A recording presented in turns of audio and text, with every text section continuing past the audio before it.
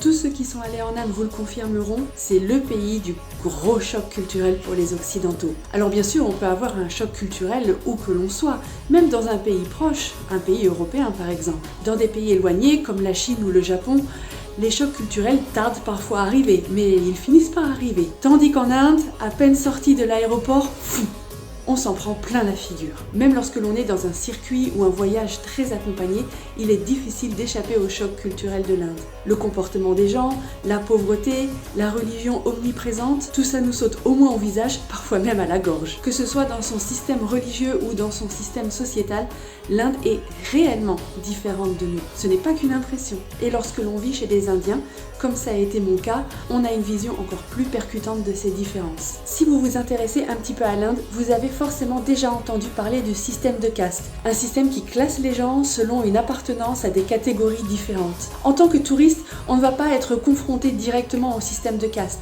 Mais lorsque l'on vit chez des gens, c'est totalement différent. Dans cette vidéo, j'aimerais vous raconter quelques-unes des fois où j'ai été moi-même confrontée au système de caste. J'ai séjourné plusieurs fois à New Delhi, dans une famille relativement aisée et également très ouverte d'esprit, car elle avait même vécu à l'étranger. La première fois que je suis arrivée chez eux, la maison était en travaux et seule la famille nucléaire, le père, la mère et les enfants y vivaient. Les grands-parents qui vivent normalement avec eux avaient été déplacés chez d'autres enfants pendant la durée des travaux afin de les préserver. Mais ils revenaient néanmoins le week-end pour constater l'avancée des travaux. Et donc le premier week-end où les grands-parents devaient revenir, les parents m'ont prévenu, il allait falloir que je me cache. En effet, si le papy était globalement très indifférent à la présence de blancs, il en allait autrement de la grand-mère. Quelques années avant ma venue, la fille aînée de la famille où je vivais avait invité une amie blanche à séjourner quelque temps chez elle. À cette époque, la maison n'était pas en travaux et la grand-mère y résidait. La venue de cette occidentale s'était excessivement mal passée. La grand-mère ne voulait absolument pas voir de blancs chez elle,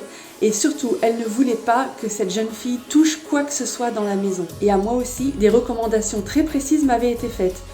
Interdiction d'utiliser les toilettes du rez-de-chaussée qui appartiennent à la grand-mère, interdiction de toucher des affaires pouvant lui appartenir, et le jour où elle venait, surtout ne pas me montrer. J'ai donc passé le premier week-end de la venue de la grand-mère au premier étage, cachée dans une chambre, et j'ai dû attendre qu'elle s'en aille pour pouvoir circuler à nouveau librement dans la maison. La réalité, c'est que ne faisant pas partie du système de caste, et je suis donc considérée comme intouchable ou impure. Cette notion tend à se dissiper dans les zones urbaines et particulièrement dans les familles qui ont vécu à l'étranger et qui ont l'habitude de fréquenter des étrangers, comme c'était le cas de la mienne. Mais pour les générations plus anciennes, la transition se fait avec difficulté. Cela dit, je tiens à vous rassurer, les choses peuvent s'améliorer puisque j'ai fini par rencontrer la grand-mère, j'ai même eu le droit de partager ses repas et finalement, on est devenus assez copines. Dans ma famille de New Delhi, il y avait une 5e personne. En plus du père, de la mère et des 2 enfants, il y avait un domestique, Bhagwat. Bhagwat s'occupait de la maison, il faisait la cuisine et il vivait avec nous dans le même bâtiment. Il était issu d'un village en dehors de New Delhi et il passait toute l'année chez ma famille. C'est lui qui m'a accueilli le jour où je suis arrivée chez eux. Mais le soir, lorsque nous avons dîné avec la famille, Bhagwat, après avoir préparé le repas, est tout simplement parti manger tout seul dans la cuisine. Il ne venait vers nous que pour amener des assiettes ou pour les débarrasser. Tout au long de mon séjour, je n'ai jamais vu Bhagwat manger avec nous, ni même prendre un thé. Personnellement, je ne suis pas habituée à la présence de domestiques dans une maison, nous n'en avons jamais eu dans ma famille.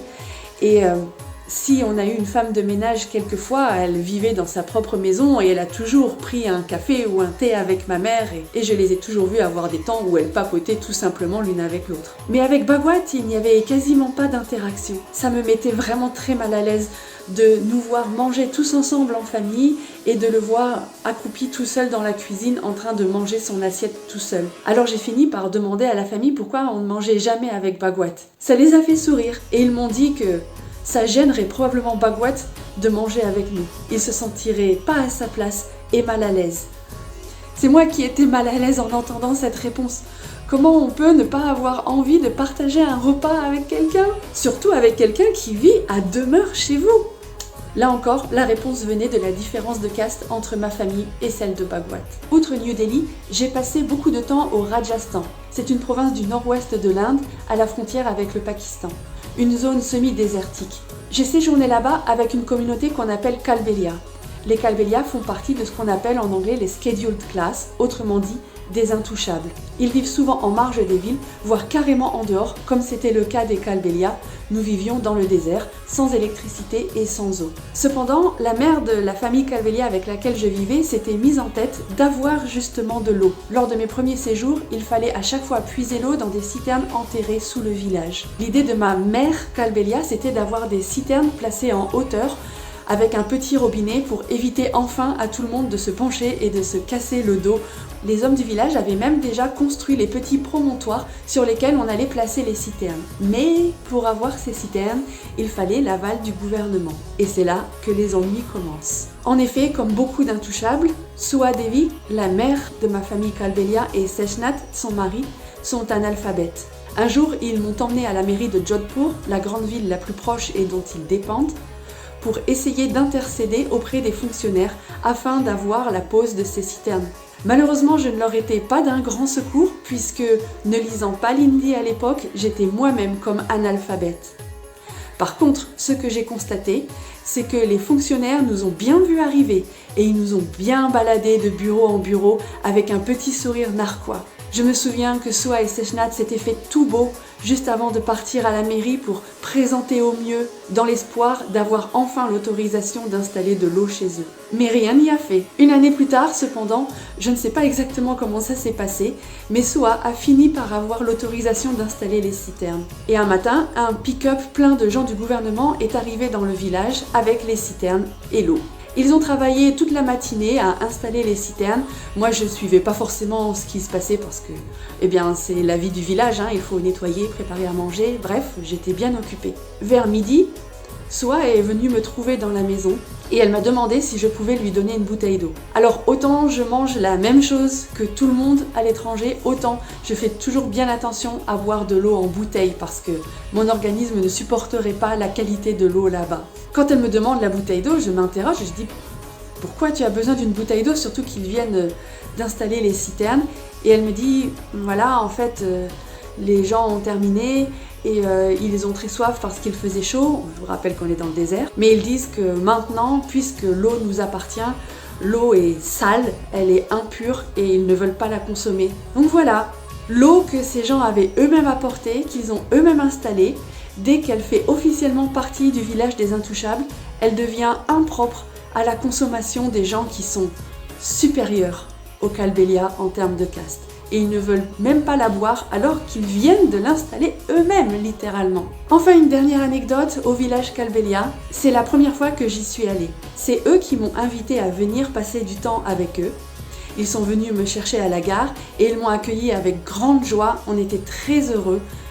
J'étais très heureuse de pouvoir vivre avec eux dans le village et eux étaient très heureux de me recevoir. Vraiment, l'invitation venait d'eux. Je suis arrivée le matin après un long trajet de nuit et la matinée a été consacrée à préparer un simple repas pour tous les membres de la famille. Lorsque le repas a été prêt, on a mis quelques lentilles et un peu de riz dans mon assiette, puis on m'a installée à l'intérieur de la maison de pierre qu'ils ont construite eux-mêmes sur une chaise. Par la fenêtre, j'ai vu que les autres membres de la famille étaient servis et je m'attendais à les voir débarquer dans la pièce à tout instant pour que l'on puisse partager notre premier repas ensemble.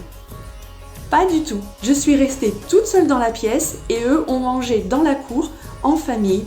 Donc moi à l'écart, les regardant par la fenêtre et eux tous ensemble assis par terre en famille.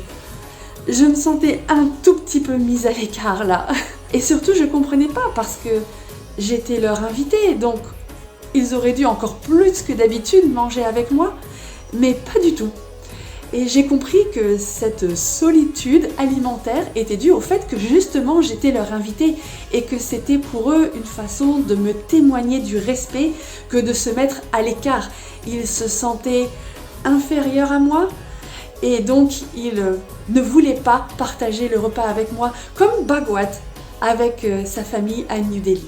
Mais autant à New Delhi, je n'avais pas d'autre choix, autant au Rajasthan, j'ai travaillé dur pendant tous les séjours pour descendre dans l'échelle sociale et avoir enfin le droit de partager les repas avec eux. Au fur et à mesure de mon intégration, je suis vraiment devenue un membre de la famille à part entière. J'ai avec succès régressé dans l'échelle sociale, je suis devenue une des femmes, si bien que lors de mes derniers séjours avec eux, lorsqu'on servait la nourriture, c'est moi qui la servais aux hommes d'abord, puis aux femmes de la famille. Si ces anecdotes vous ont amusé ou intrigué ou révolté, sachez que je viens de sortir un cours sur le système de caste sur ma plateforme. Vous allez avoir toutes les informations pour comprendre ce système, découvrir les rouages et comprendre comment une société a érigé l'inégalité comme modèle indestructible de la société. Vous trouverez le lien vers le cours en bas dans la description et moi je vous retrouve de l'autre côté pour tout vous expliquer.